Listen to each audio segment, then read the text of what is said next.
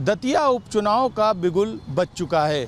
BJP की तरफ से नरोत्तम मिश्रा ने कमान संभाल ली है, तो कांग्रेस की तरफ से राजेंद्र भारती के परिवार ने मोर्चा संभाल लिया है। इस चुनाव में किसकी जीत होगी? क्या कांग्रेस अपनी जीती हुई सीट को बचा पाएगी या बीजेपी अपनी हारी हुई सीट को फिर से जीतेगी? ये समय बताएगा, लेकिन ये मुकाबला बड़ा दिलचस्प होने वाला है। इसी पर देखिए हमारी ये खास रिपोर्ट।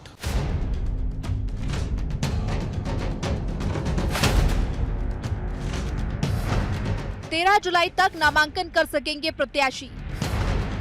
16 जुलाई नाम वापसी की आखिरी तारीख। 30 जुलाई को होगा मतदान। 3 अगस्त को वोटों की गिनती और चुनाव परिणाम। चुनाव आयोग ने अपना प्रोग्राम जारी कर दिया है। अब चुनावी मैदान में बीजेपी और कांग्रेस की तैयारी भी तेजी से चल रही है।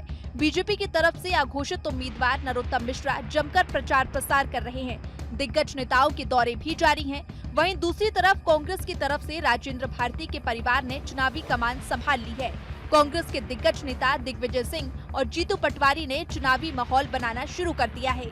कांग्रेस पहले से ज्यादा अलर्ट है। अब आप 2023 का चुनावी गणित समझिए। कांग्रेस से प्रत्याशी रहे राजेंद्र भारती। राजेंद्र भारती को 88,977 वोट मिले।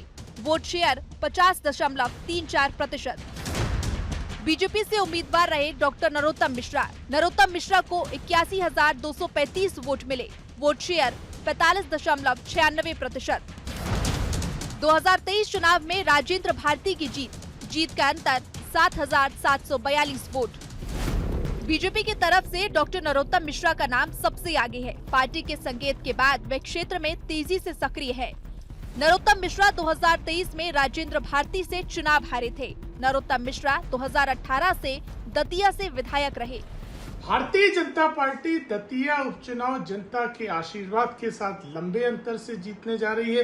केंद्र और राज्य सरकार की गरीब कल्याण की योजनाएं, साथ ही जिस तरह से भाजपा के जनप्रतिनिधियों ने दतिया के हित में काम किया था, वही हमारा मुद्दा है। कांग्रेस पार्टी जिनके नेता अयोग्य घोषित हुए आपराधिक प्रकरण की वजह से, उन्हें दतिया की जनता से माफी मांगना चाहिए। और अब भी कांग्रेस पार्टी कार्यकर्ताओं के बजाय एक ही नेता, उनकी पत्नी, पुत्र के बाहर नहीं निकल पा रही है। कांग्रेस पार्टी अकंठ परिवारवाद में डूबी हुई है। भारतीय जनता पार्टी में कमल का फूल ही उम्मीदवार है और सभी कार्यकर्ता पूरी ताकत से चुनाव मैदान में जुट गए हैं। निश्चित ही भारतीय जनता पार्टी का उम्मीदवार भी समय पे घोषित होगा और भाजपा लंबे अंतर से चुनाव जीतेगी।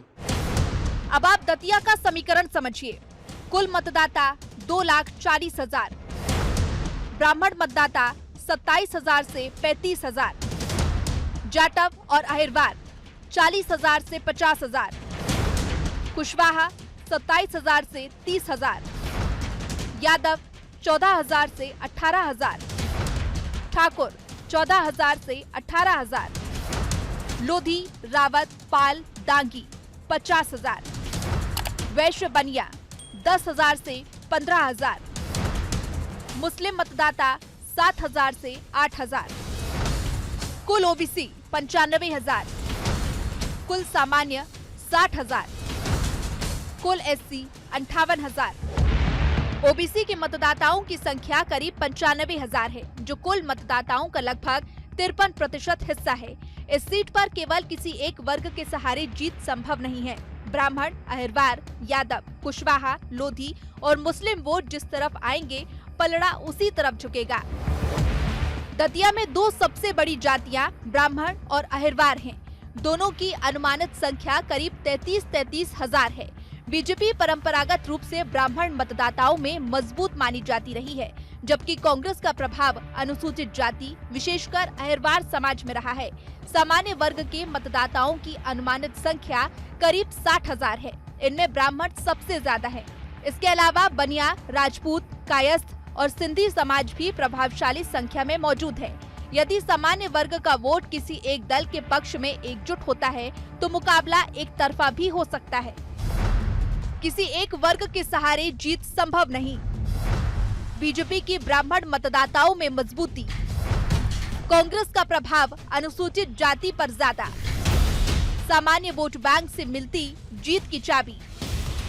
हाईकोर्ट के फैसले के बाद विधानसभा ने कांग्रेस विधायक राजेंद्र भारती की सदस्यता खत्म कर दी थी।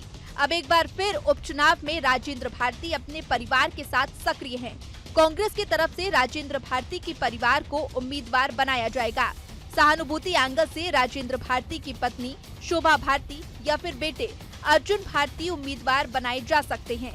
वहीं दतिया से पूर्व विधायक घनश्याम सिंह और बीजेपी से कांग्रेस में आए अवधेश नायक के नाम पर चर्चाएं तेज है।